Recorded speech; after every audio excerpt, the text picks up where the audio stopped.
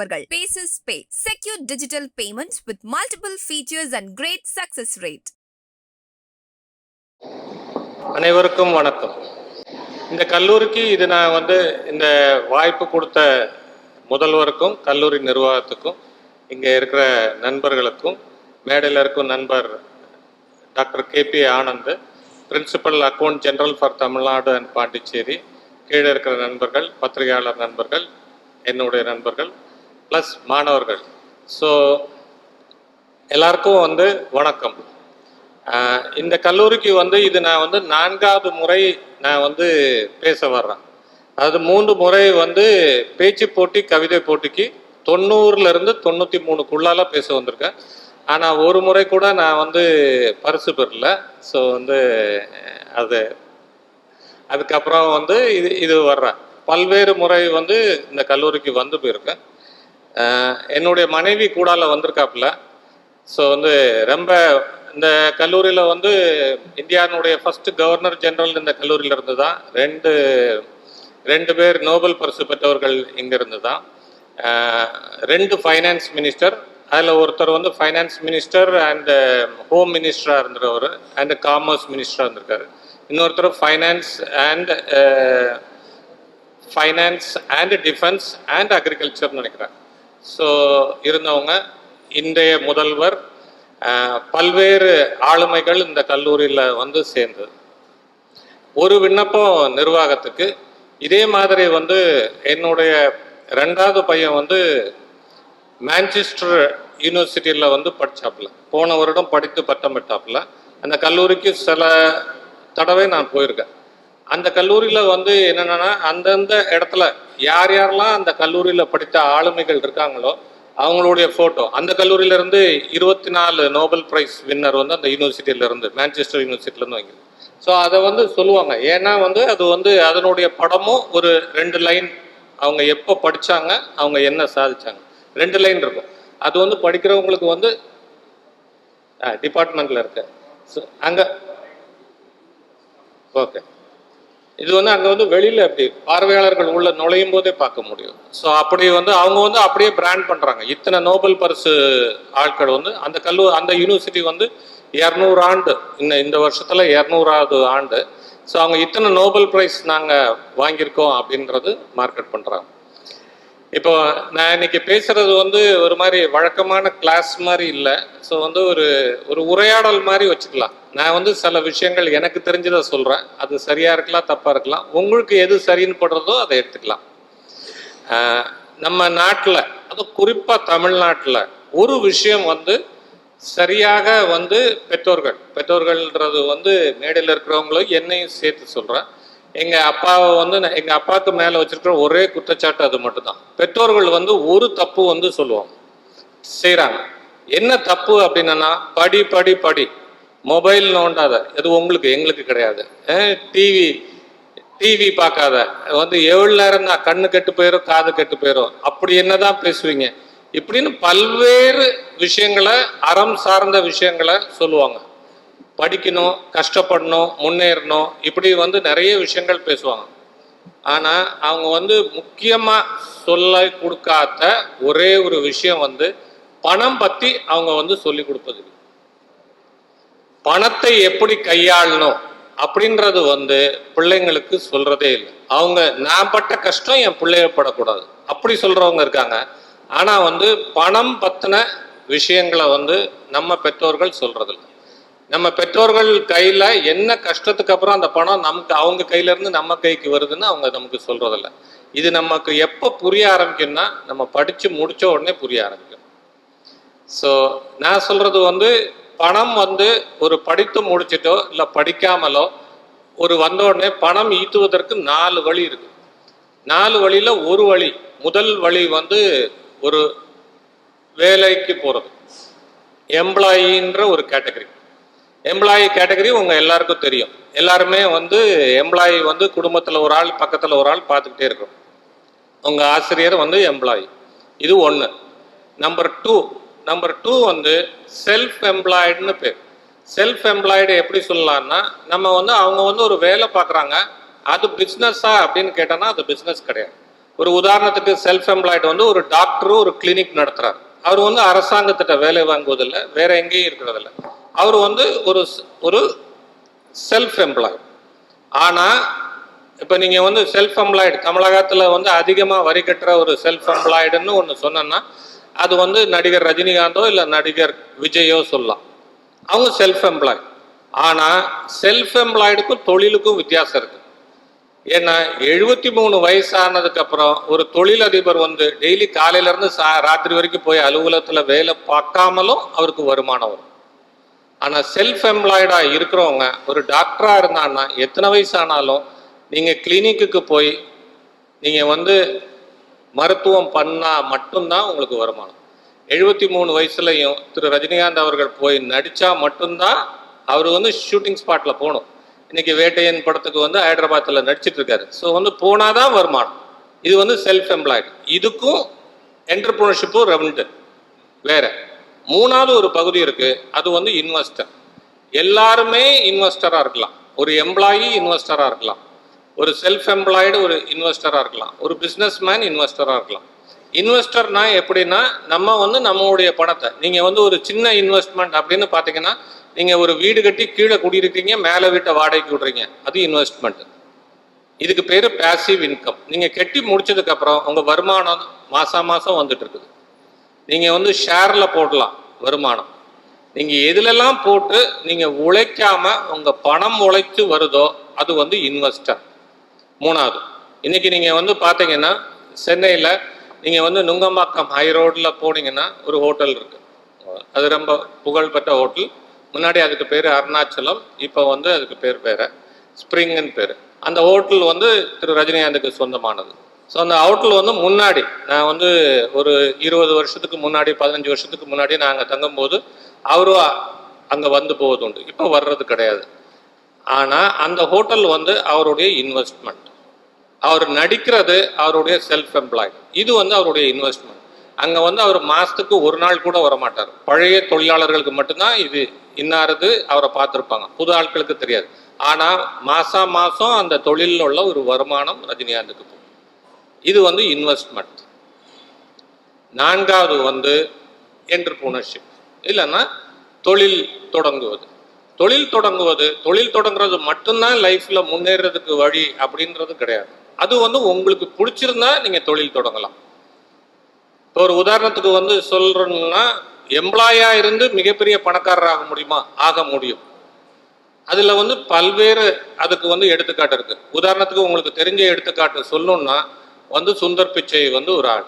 அவர் வெறும் இங்கே வந்து இன்ஜினியரிங் படிச்சுட்டு வேறொரு இடத்துல வந்து இது படிச்சுட்டு அவர் வந்து யூஎஸ் போகிறாரு. யூஎஸில் போய் பல்வேறு வேலை பார்க்குறாரு, பிஹெச்டி படிக்கிறாரு, பிஹெச்டியை பாதியில் வித்ட்ரா பண்ணுறாரு. வார்டன் ஸ்கூலில் எம்பிஏ படிக்கிறாரு. எம்பிஏ படிச்சுட்டு அவர் வந்து கூகுளில் ஜாயின் பண்ணுறாரு, பெரிய இடத்துக்கு போகிறார். அவருடைய வருமானம் வந்து வருட வருமானம் பல்வேறு தொழிலதிபர்களை விட உயர்ந்தது. வேலை பார்த்தும் முன்னேற முடியும், இன்வெஸ்டராக இருந்தும் பண்ண முடியும், நீங்கள் வந்து செல்ஃப் எம்ப்ளாய்டாக இருந்தும் பெரிய ஆளாக முடியும், என்டர்பிரினராக இருந்தும் வரலாம். இதில் முக்கியமானது என்னென்னா உங்களுக்கு எது வருது, உங்களுக்கு பிடிச்சது எது, அதுதான் முக்கியம். ஏன்னா நிறைய நேரத்தில் பிடிச்ச மாப்பிள்ளையோ பொண்ணுல இருந்து நம்ம வந்து பிடிச்ச வேலை வரைக்கும் நம்ம குடும்பம் தான் தமிழ்நாட்டில் நமக்கு தீர்மானிக்குது. அப்புறம் அதில் பிரச்சனை வந்த பிறகு சொல்லுவாங்க, நான் அப்பவுமே நீ சொன்னதை கேட்டிருக்கணும்னு. ஆனால் அவங்க முதல்ல கேட்க மாட்டாங்க. ஸோ நான் என்ன சொல்கிறேன், உங்களுக்கு எது வேணுன்றது தான் முக்கியம். வேலை பார்த்து முன்னேற முடியுமா? வேலை பார்த்து முன்னேற முடியும். பெரிய லெவலில் ஆக முடியுமா? ஆக முடியும். வேலை பார்த்து முன்னேறதில்ல எந்த இடத்துல வாய்ப்பு குறைவு, எந்த இடத்துல வாய்ப்பு அதிகம்னு ஒன்று சொல்லிட்டு அப்புறம் என்டர்பிரினர்ஷிப் பேசுகிறோம். அதுவும் வந்து நம்ம யாராவது போர் அடிச்சுன்னா கையை வைத்திடலாம், டாப்பிக்கை மாற்றலாம். ஓகே. ஸோ வந்து வேலை பார்க்குறதுல வந்து ஒரே ஒரு விஷயம் என்னென்னா, இந்த வேலை தான் பார்ப்பேன் இது அப்படின்றதும் இருக்குது. நீங்கள் வந்து பார்த்தீங்கன்னா இந்த கல்லூரியிலேருந்து 2 பேர் வந்து நோபல் ப்ரைஸ் போயிருக்காங்க. நோபல் ப்ரைஸ் போடணுன்னா ஒரே துறையில் எவ்வளோ காலம் உழைக்கணும்னு பாருங்கள். ஆனால் இந்தியாவில் வந்து அப்படி உழைப்பதில்லை. இந்தியா வந்து நீங்கள் வந்து யூரோப்பில் வந்து பயணம் செய்யும்போது நம்ம எல்லாருமே இன்ஜினியரிங் போவோம். ஆனால் இன்ஜினியரிங்கில் பிஇயோடு முடிச்சிருவோம். ஓகே, படித்து முடிக்கணும், கேம்பஸில் இன்டர்வியூவில் செலக்ட் ஆகணும், அவ்வளோதான். அதுக்கப்புறம் எம்இ, அதுக்கப்புறம் பிஹெச்டி, அதுக்கப்புறம் ஒரு இடத்துல இன்டெப்தா போய் போறது வந்து நம்ம ஊர்ல கிடையாது. இதுக்கு ஒரு சின்ன உதாரணம் சொல்றேன். நம்ம நாட்டுல பல பெருமைகள் இருக்கு, ஆனா சில சிறுமைகளும் இருக்கு. அதுல ஒரு சிறுமை வந்து என்னன்னா, நீங்க வந்து கல்யாணம் வந்து காலாகாலத்துல பண்ணுன்றதே வந்து உங்களுக்கு வந்து வாழ்க்கையில உயர்றதுக்கு ஒரு பெரிய தடை. ஏன்னா நீங்க அப்படின்னா பிஜி பிஹெச்டி எல்லாம் பண்ண முடியாது. எப்ப நீ முடிப்ப, எப்ப கல்யாணம் பண்றது? இது பல்வேறு வீட்டுல கேள்வி. நான் வந்து என்டர்பிரினர்ஷிப் வந்து 16 வயசுல பண்ணணும்னு சொன்னேன். அப்போ சொன்னாங்க, உனக்கு என்ன தெரியும், நீ படிச்சு முடிச்சுட்டு என்ன வேணாலும் பண்ணுன்னா. நான் வந்து படிச்சு முடிச்சேன். படிச்சு முடிச்சதுக்கு அப்புறம் என்டர்பிரினர் ஆகணும்னு சொன்னேன். அப்ப சொன்னாப்புல, இந்த படிப்புக்கு வேலை கிடைக்கும், நீ எதுக்கு என்டர்பிரினர் ஆகணும்னு கேட்டாங்க. ஆச்சா. ரெண்டாவது முக்கியமான கேள்வி, நீ படிச்சு ஒரு இடத்துல வேலை பார்த்தனா உனக்கு பொண்ணு பார்க்கறது ஈஸி. நீ தொழில் தொடங்குற இப்படி இப்படின்னு சொல்லிட்டு தெரிஞ்சனா உனக்கு எவனும் பொண்ணு கொடுக்க மாட்டான். சரியா? குடும்பம் வந்து பல்வேறு கட்டையை குறுக்க போட்டுட்டே இருக்கும். நீங்க வந்து வண்டி ஓட்டவே முடியாது. ஆனா அதை தாண்டி ஓட்டுறதா. இதுக்கப்புறம் இன்னொரு விஷயம், எனக்கு கல்யாணம் ஆயிடுச்சு. நான் வந்து ஒரு கம்பெனில ஜெனரல் மேனேஜரா வேலை பார்த்துட்டு இருக்கேன் குஜராத்ல. அப்போ திருப்பி வந்து நான் வந்து தொழில் ஆரம்பிக்கிறேன்னு சொல்றேன். அப்போ வந்து குடும்பம் வந்து சரி இனிமேல் என்ன அடுத்த கட்ட போடலாம் அப்படின்னு சொல்லி பார்த்துட்டு ஜாதகத்தை எடுத்து பார்த்துட்டு, கட்ட சரியில்லை, நீ ஆரம்பிச்சா நீ தோத்து போயிடுவேன்ட்டாய். சரியா? ஸோ நான் வந்து சொல்றது, நீங்க ஒரு பெரிய கண்டுபிடிப்போ ஏதோ ஒரு விஷயம் பெரிய சாதனைகள் நடக்கணும்னா உங்களுக்குள்ளால உங்களுக்கு என்ன வேணும், எந்த உயரத்துக்கு போகணும், அதான் ரொம்ப முக்கியம். எல்லாரும் சொல்லுவாங்க, இது இருந்தா பண்றது, அது இருந்தா பண்றது, அது இருந்தா பண்றது. அப்படி கிடையாது. இப்ப நான் வந்து ஒரு விஷயம் சொல்றேன். வேலைக்கு போறது 10 பேருக்கு வாய்ப்பு வந்து கொடுக்கணும் அப்படின்னு சொல்லிட்டு முதல்வர் சொன்னார். இப்ப எங்க நிறுவனத்துல வந்து நான் வந்து சொல்றது, இந்த கல்லூரியில இருந்து 10 இல்ல 10க்கு மேற்பட்ட ஆட்களை எடுக்க தயார். ஆனா எங்க நிறுவனத்துல டோட்டல் இருக்கிறதுல 80% ஆள் வந்து சேல்ஸ் லைன்ல இருக்கும். சேல்ஸ் ஜாப்ல இருப்பான். அதாவது விற்பனை ரீதியான வேலை ஆர் விற்பனைக்கு துணை செய்யற வேலை. எல்லாரும் இன்டர்வியூல வருவாங்க, சேல்ஸ் சம்பந்தமான வேலைன்னு கேட்டா யாரும் வேலைக்கு வர மாட்டாங்க. அவங்க அப்பாவே வேண்டான்னு சொல்லிடுவாங்க. இப்ப நான் வந்து சொல்றேன், வாழ்க்கையில இங்க வந்து யார் யாரெல்லாம் சேல்ஸ் விருப்பம் இல்லாத ஆட்கள்னு சொல்லுவோம். சும்மா இல்ல சேல்ஸ் விருப்பம், ஓகே, அப்படி யாரும் கை தூக்க மாட்டேங்க. சேல்ஸ் யாருக்கு விருப்பம்னு கை தூக்குங்க. ஒரு ஆள், 2, முன் வரிசையில் ஒரு ஆள், பின் வரிசையில், ஓகே, 2, ஓகே. இந்த 2 பேருக்கு வந்து பயோடேட்டா அனுப்பிச்சா வந்து நான் வந்து பார்ட் டைம் ஜாப் இன்னைக்கே கொடுத்துடலாம். படிச்சு முடிக்க வேண்டிய அவசியமே இல்லை. ஓகே. நான் வந்து சொல்றேன், இந்த ரூம்ல இருக்கிற அத்தனை பேர் இன்க்ளூடிங் பிரின்சிபால் முதற்கொண்டு எல்லாரும் சேல்ஸ்மேன் தான். இப்போ பிரின்சிபால் என்கிட்ட கேட்டாரு, இந்த கல்லூரி வந்து இவ்வளவு சிறப்பு வாய்ந்தது, இந்த கல்லூரியில இத்தனை பேர் படிச்சாங்க, இந்த கல்லூரியில இவ்வளவு பேர் வந்தாங்க, இந்த மேடையில சுப்பிரமணிய பாரதியார் வந்து பேசியிருக்காரு, இந்த மேடையில வந்து மார்ட்டின் லூதர் ஜூனியர் பேசியிருக்காரு இப்படின்னு அவர் பேசினார். அவர் என்கிட்ட சொன்னது, இங்க மேடையில பேசினது எல்லாத்தையும் சொல்றாரு. இது வந்து எ பியோர் சேல்ஸ் டாக். நான் சொல்றேன், மாநில கல்லூரி உயர்ந்த கல்லூரின்னு சொல்றாரு. இது முன்னாள் அலுமினி தலைவர் சொல்றாரு, இது சேல்ஸ் டாக். நான் சொல்றேன், ஒரு குழந்தை பிறந்த அன்னையில இருந்து, என் மனைவிட்ட சொல்லுவேன், ஒத்துக்க மாட்டாங்க, இன்னைக்கு ஒத்துக்காங்க. என்னன்னா, ஒரு குழந்தை பிறந்ததுல இருந்து பசிச்சு அழுதுன்னா சேல்ஸ் டாக். எனக்கு பால் வேணும், சேல்ஸ் டாக். ஓகே.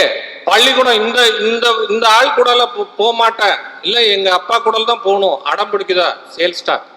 எனக்கு எஸ்கர்ஷன் இல்ல ஒரு சுற்றுலாக்கு கல்லூரியில இருந்து பள்ளிக்கூடத்துல இருந்து போறாங்க, இன்னும் என் ஃப்ரெண்டு இவங்க போறாங்க, மொத்த கிளாஸுமே போகுது, நீ மட்டும் தான் பணம் கொடுக்க மாட்டுக்க, இது சேல்ஸ் டாக். ஓகே. நீங்க ஒரு தப்பு பண்ணிட்டீங்க, லேட்டா வீட்டுக்கு போறீங்க, ஏன் லேட்டு அப்படின்னு ஒரு காரணம் சொல்றீங்க, it is a sales talk. Okay. இதெல்லாம் விட்டுருங்க. ஒன்ன எனக்கு பிடிச்சிருக்குமா வந்து சொல்லி ஒரு பையன் லவ் லெட்டர் லீட்னான்னா அது சேல்ஸ் டாக். எப்படி சேல்ஸ் டாக்? இங்க பாரு, உனக்கு பொருத்தமான ஆள் நான் தான், சரியா? உன்னை காலம் பூரா கண் கலங்காம பாத்துக்குவேன். 10 நாள் பாத்துக்குவானா தெரியாது, ஆனா காலம் பூரா கண் கலங்காம பாத்துக்குவேன்னு சொல்லுவேன். Sales talk. சரியா? சோ எல்லாமே வாழ்க்கையில வந்து ஒரு அரசியல்வாதி தன்னுடைய கட்சியை வந்து முன்னெடுத்து பேசுறதுல இருந்து, என் கட்சிக்கு ஓட்டு போடுன்னு சொல்றதுல இருந்து, நான் வந்தா சுபிட்சமாவுன்னு சொல்றதுல இருந்து, ஒரு பையன் ஒரு பொண்ணுகிட்ட வந்து ப்ரப்போஸ் பண்றதுல இருந்து, ஒரு பொண்ணு ஒரு பையன்கிட்ட கேள்வி கேட்கறதுல இருந்து எல்லாமே சேல்ஸ்ல தான் நடக்கும். இது என்னுடைய இது இது சரியா இருக்கலாம், தப்பா இருக்கலாம். பட் இப்படி யோசிச்சு பாருங்க.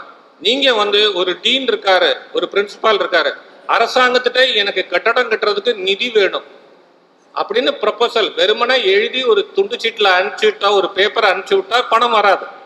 அவரு போய் பார்க்குறவங்கள்ட்ட பார்த்து இது ஏன் தேவை, இதனால என்ன நன்மை, இல்லைன்னா இந்த கல்லூரியில படிச்ச யாரு வந்து அதிகாரத்துல இருக்காங்க அவங்க மூலமா பண்ணி வாங்குறது.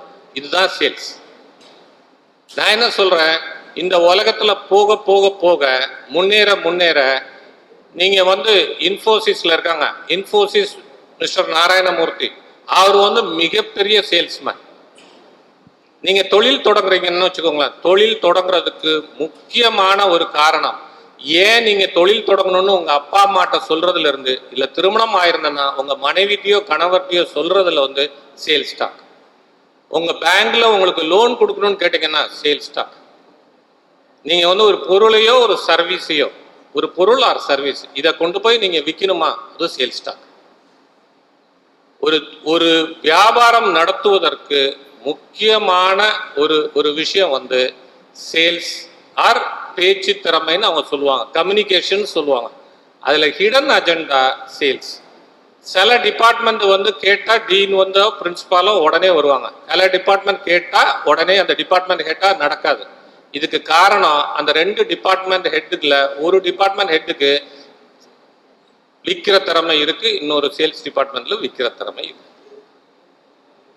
ஓகே, இதுதான் முக்கியமான ஒரு விஷயம். இப்ப நான் வந்து 2வதுக்கு வரேன். உங்களுடைய வேலை வாய்ப்புல இப்போ ஒரு உதாரணத்துக்கு பார்மசூட்டிக்கல் கம்பெனி, இங்க இருக்கிற அத்தனை பேரும் சேல்ஸ் அண்ட் சேல்ஸ் சர்வீஸ் நான் பின்னாடி இருந்து பண்றேன். இந்த டிபார்ட்மெண்ட்டுக்கு வேலைக்கு போறோம்னா உங்க எல்லாருக்கும் இம்மிடியட்டா படிச்சு முடிச்ச உடனே வேலை வாய்ப்பு கிடைச்சு. கெமிஸ்ட்ரி, பயாலஜி, பாட்னி எல்லாமே கிடைக்கும். ஒண்ணு. இன்னும் ஒரு விஷயம் பேசிட்டு என்டர்பிரினர்ஷிப் ஒரு கதை சொல்றேன். இன்னும் 2வது வந்து நம்ம எப்போதுமே ஆர்ட்ஸ் காலேஜில் படிக்கும்போது நமக்கு வந்து ஒரு இன்ஜினியரிங் காலேஜுக்கு மேலே, இல்லை இன்ஜினியரிங் காலேஜுக்காரங்களுக்கு ஆர்ட்ஸ் காலேஜுக்கு மேலே ஒரு ஒரு ஒரு ஒரு பார்வை, ஒரு அசால்ட்டான ஒரு லுக் இருக்கும். நான் வந்து எனக்கு வந்து ஃபஸ்ட்டு வந்து எனக்கு வந்து கவர்மெண்ட்ல வந்து நான் மெடிசின் ட்ரை பண்ணேன், மெடிசின் கிடைக்கல, வெட்டினரி கிடைக்கல. ஒரு மார்க் வித்தியாசத்தில் வந்து எனக்கு வந்து கவர்மெண்ட் போட்டாலும் கிடைக்கல. ஸோ அப்போ வந்து நான் வந்து பிஎஸ்சி பாட்னி வந்து திருநெல்வேலி சென்ட் சேவியர்ஸ் காலேஜில் 1.5 வருஷம் படித்தேன். 1.5 வருஷம் படிக்கும்போது அந்த ரொம்ப நேரோவாக விட்டதுனால எல்லாரும் வந்து ஏகப்பட்ட விஷயங்கள் வந்து சொல்லுவாங்க, அறிவுரை வந்து சொல்லுவாங்க.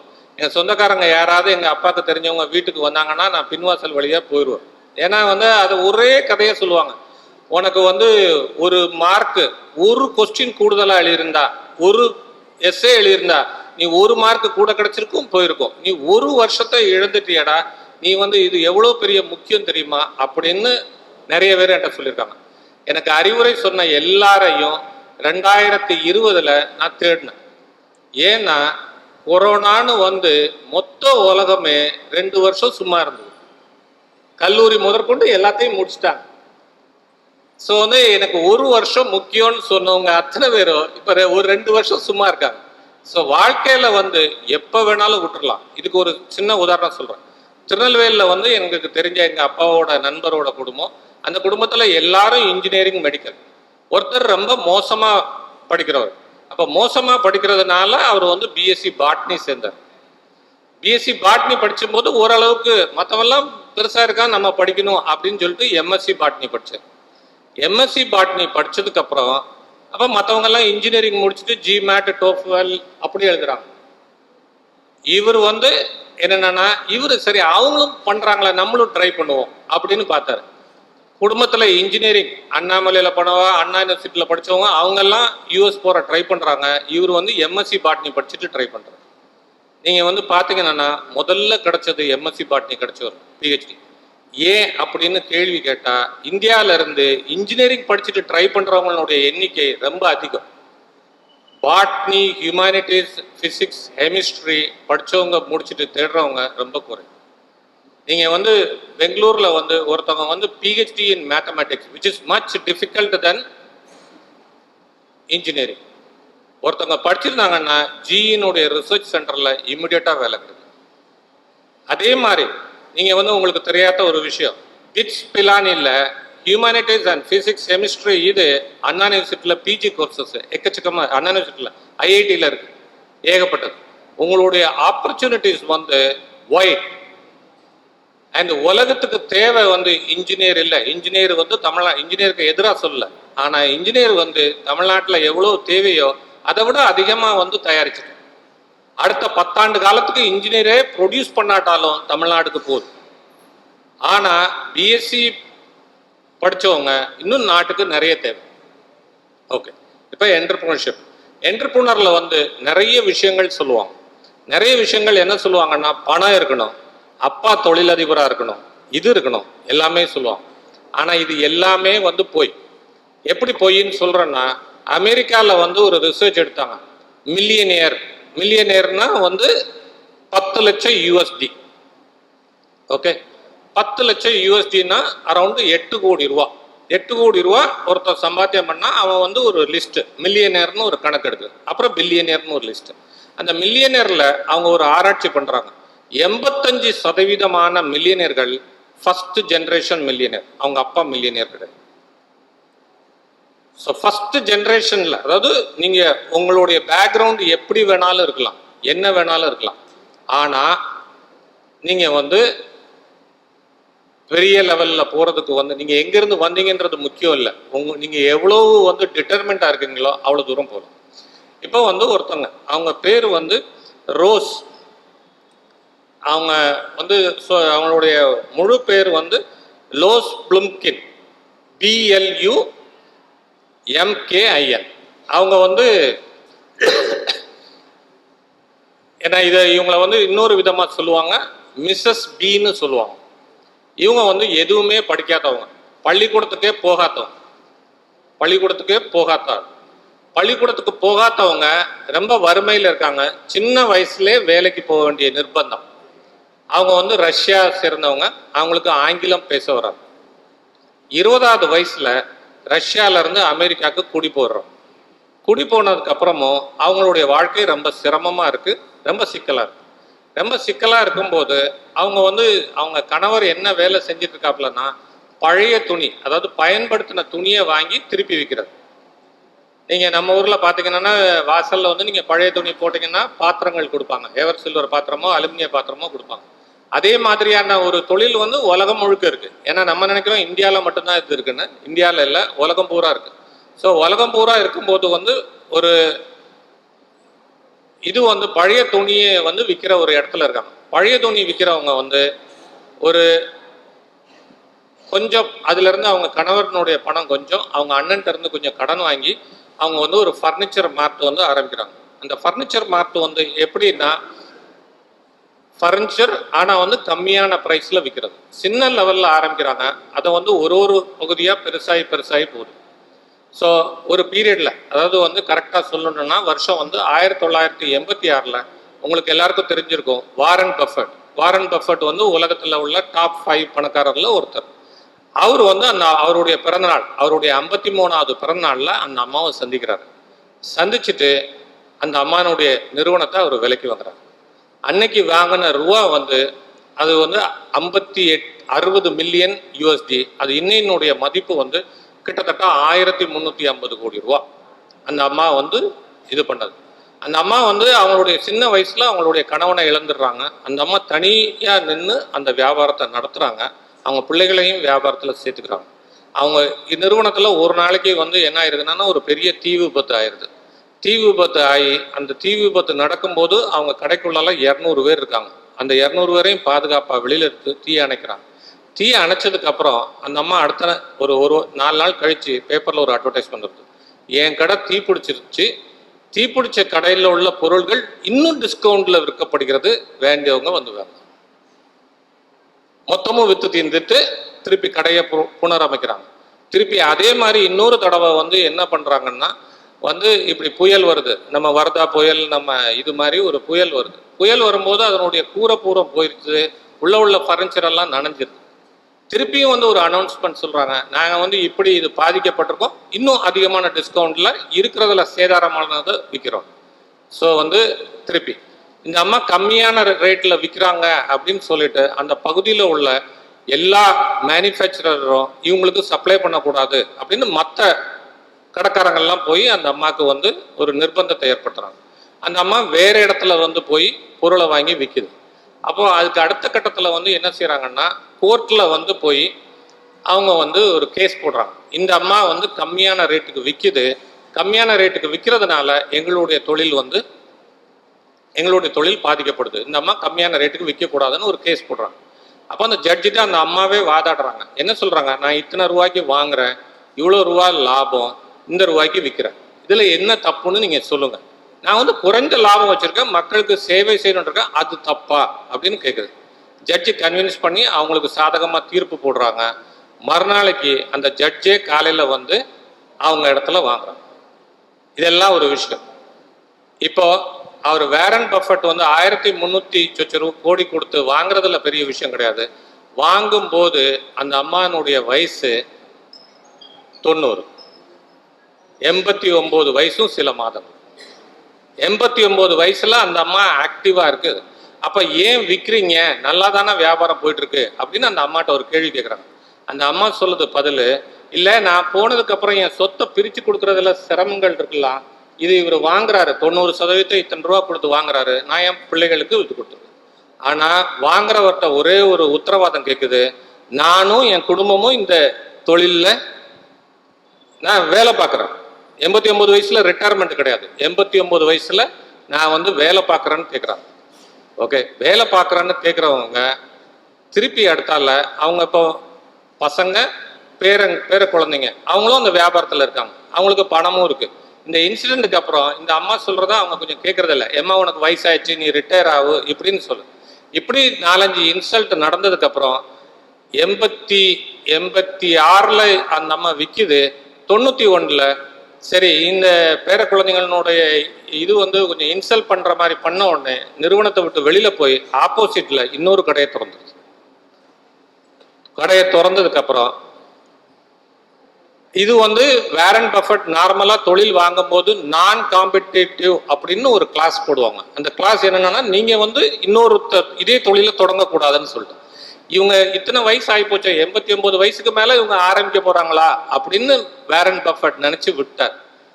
ஆனால் அந்த அம்மா திருப்பி 91 திருப்பி வந்து வேரன் பஃபட் வந்து அவருடைய இதில் அந்த குடும்பத்தினுடைய பிரச்சனைகள் எல்லாம் சால்வ் பண்ணி அவங்க 2வது ஆரம்பித்த கம்பெனியும் அவங்க வாங்குறாரு. வாங்கிட்டு ஒரு கிளாஸ் போடுறாரு, இனிமேல் நீங்கள் ஃபர்னிச்சர் சம்மந்தப்பட்ட தொழிலை வந்து ஆரம்பிக்கக்கூடாது. அது போடுறது வந்து 1992 அது அப்படி போடுறாரு. அப்போ நீங்கள் வந்து ஒரு பெண்ணுன்றதே நிறைய பேர் டிஸ்அட்வான்டேஜ் நடிக்கிற ஒரு காலகட்டத்தில் படிக்கல, ஆங்கிலம் தெரியல, பணம் இல்லை. படிக்கல, ஆங்கிலம் தெரியாது, பணம் கிடையாது. அவங்க வந்து இவ்வளோ பெரிய ஒரு தொழில் முனைவராக ஆகும்போது அதை வந்து வருஷத்துக்கு ஒரு தடவை வேரன் பஃபட் வந்து இன்வெஸ்டர் நோட்டுன்னு ஒரு லெட்டர் அனுப்புவார். அதில் வந்து ஒருத்தரை பற்றி ஒரு தடவை தான் சொல்லுவார். பல முறை சொல்லப்பட்ட ஆள் வந்து இவங்க ரோஸ் பம்கின். இவங்க வந்து சொல்லப்படும் போது அவர் வந்து சொல்கிற ஒரே ஒரு விஷயம், நிறைய பேர் பெரிய பணங்களை உருவாக்கியிருக்கலாம், பணக்காரர்களை உருவாக்கியிருக்கலாம், ஆனால் இந்த ஸ்டோரி மாதிரி ஒரு இன்ஸ்பிரேஷன் உள்ள ஸ்டோரி, ஒரு நம்பிக்கை தரும் கதை வேற கிடையாது அப்படின்னு சொல்கிறேன். இதை விட முக்கியமாட்டு வந்து வேரன் பஃபட்னுடைய நிறுவனத்தில் வந்து 100 வயசோட ரிட்டையர் ஆயிடணும் அப்படின்ற ஒரு பாலிசி. 100 வயசு ரிட்டையர், 58 வயசுலாம் கிடையாது, 100 வயசுல ரிட்டையர், அதுக்கு மேலே வேலை பார்க்கக்கூடாது. அந்த சட்டத்தை இந்த அம்மாவுக்கு வேண்டி திருத்தப்பட்டது. இந்த அம்மா வந்து 103 வயசு வரைக்கும் அந்த நிறுவனத்தில் வேலை பார்த்து கஸ்டமர்கிட்ட வந்து ஏன் இந்த பொருளை வாங்கணும் அப்படின்றது 103 வயசு. அந்த அம்மா கடைசியா உடல்நல குறைவா வேலை பார்க்காம முன்னதுல இருந்து ஒரு 4-5 மாதங்கள்ல இறந்து விட்டு 104 வயசுல இறந்தாங்க. நான் சொல்றது, ஒரு என்டர்பிரினர்ஷிப்ன்றது வந்து வெறும் பணத்துக்காக அப்படின்னா அதுக்கு பல்வேறு வழி இருக்கு. அது வந்து நீங்க ஒரு பேஷன் இருந்து அந்த அம்மா வந்து 7 நாள் பர் வீக்கு வருஷம் பூரா வேலை பார்த்து 103 வயசு வரைக்கும் வேலை பார்க்க. ஸோ நான் வந்து சொல்றேன்னா, நீங்க ஏன் தொழில் தொடங்கணும் அப்படின்ற காரணம் உங்களுக்கு வந்து ஸ்ட்ராங்கா இருந்தா தொழில் தொடங்கும். ஏன்னா சிக்கல் வரும், சிரமம் வரும், அதை தாண்டினதுக்கப்புறம் ஜெயிப்பு வரும். இது வந்து பார்த்தீங்கன்னா எம்ப்ளாயில் ஏன் பெனிஃபிட் கம்மின்னா ரிஸ்க் ஓனர் எடுக்கிறாரு, ரிஸ்க் இல்லாத வேலையை நீங்கள் எடுக்கிறீங்க. ரிஸ்க்கு அதிகமாக எடுக்கிறவங்களுக்கு அதிகமான பலம். ஒருத்தர் வந்து வீடு நார்மலான வீடு, அவர் வந்து அவங்க அப்பா வந்து ஒரு சாதாரண அம்மா தவறி போயிட்டாங்க, ஒருத்தர் கர்நாடகா போக்குவரத்து துறையில் வேலை பார்க்குறாரு. ஸோ அங்கேருந்து ஒரு வேலையை விட்டுட்டு அவருக்கு விரும்பின தொழிலில் படிக்கிறதுக்கு சென்னைக்கு வரோம். அவருடைய நண்பர் பணம் கொடுக்குறாரு. ஸோ ஒரு விருப்பப்பட்ட துறையில் வந்ததுனால இன்னைக்கு 73 வயசுலையும் நடிச்சிட்டு இருக்காரு ரஜினிகாந்த்.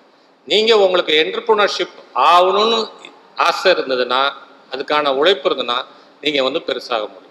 நான் இதை நிறைய கேள்வி, இது என்டர்பிரினரில் என்ன பண்ணணும் எப்படி பண்ணணுன்றது இருக்குது.